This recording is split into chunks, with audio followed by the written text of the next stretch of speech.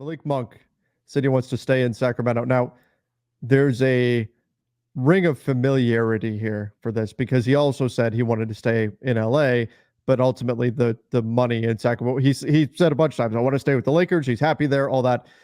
But then once contracts started getting passed out and he got like double the money from Sacramento, he left. And of course he did. Absolutely, he should with that situation. I wonder if we're going to be in a similar scenario here where he's saying, I want to stay in Sacramento, and then somebody comes along and offers him more than what the Kings are able to do.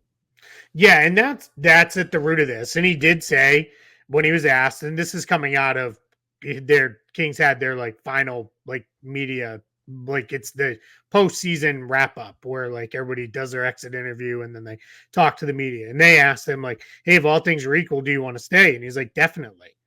But that's the key part of that is if all things were equal, and all things may not be equal. So Sacramento, here's what they're facing. They have only his early bird rights. They are very, very likely going to be an over the cap team. So that means they're going to have to use those early bird rights to re-sign Malik Monk to anything approaching a value that he should get. Mm-hmm. So what that means is they are limited to 175% over what he makes right now. So what that essentially works out to is a 4-year, about $78 million contract for Malik Monk. That's right under where he probably would normally be valued at this point. Yeah. And I know some people are like, wait, you're saying Malik Monk is a $20 million a year guy? Yeah. Like for what he does you look now, what he's done. like and where the cap is going and where teams are going to be. Yeah, Malik Monk's probably a $20 million a year guy. Now, there's a world where the Kings could say, hold on, let's do a 1+1 for the most we can give you with your early bird rights, knowing you'll opt out after it. Then we have full bird and we take care of you, aka the Bobby Portis in Milwaukee. Yeah. Where they had, and they were in an even rougher spot because he was coming off the biannual exception at that point. So that's where it runs down to. The difference between with the Lakers, it was a 1-year deal for the minimum, and the Lakers were like, we really can't offer you anything. Like they had a taxpayer MLE was the best. Yeah, and it was like, yeah, that's not nearly enough. He ended up getting most of the non-taxpayer MLE and when, and as you said, yeah, he should have, right? This was a chance for him to, make real money.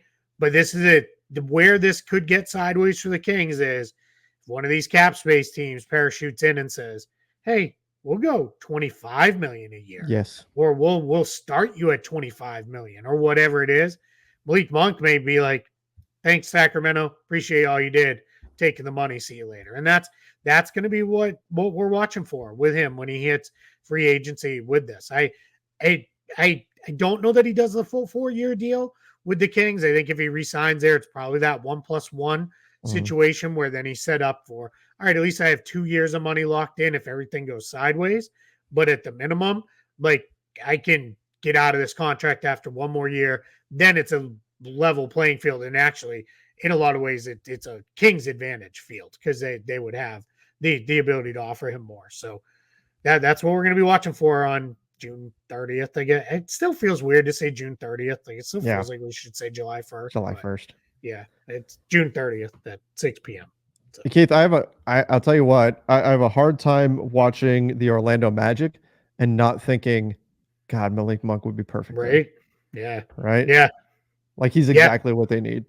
Yep. Yeah. And I think he has now shown he has the skill to be very, very, very good off the bench, which that is a real skill.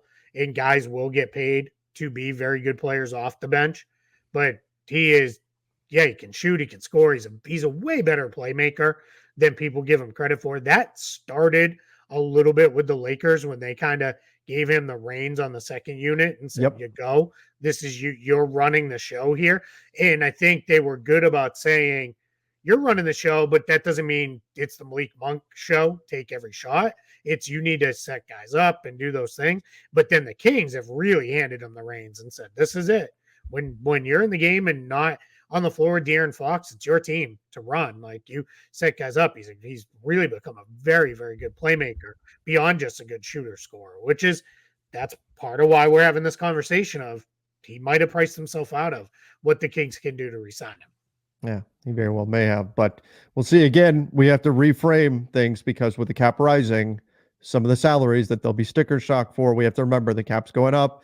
So you've got to adjust. And that's why, Yep. again, if you go over to Spot Track and you see percentage of the cap, that's probably the better way to really look at some of these contracts because it lets you compare apples to apples rather than just get focused on what 20 million. Oh my gosh. Well, you Yeah. have to remember like that it changes. The reality of it changes as the cap goes up. So, And to be completely honest, we do that too. Like we oh, we still do are for like, sure. whoa, and then it's like, actually, Then you all go, oh, right, wait, yeah, I kind of get it, sure, all right, but yeah, but that's our initial response. That's why I try not to when it's a contract terms thing. I try not to immediately fire off a tweet of like, oh my god, like what a crazy amount of money. Like it's at some point this is all monopoly money now anyway, and none of it feels real and kind of is what it is. But yeah, it's just it's yeah, like you said, that's why we put that percentage of the cap on all of it over on Spot Track. So check that out.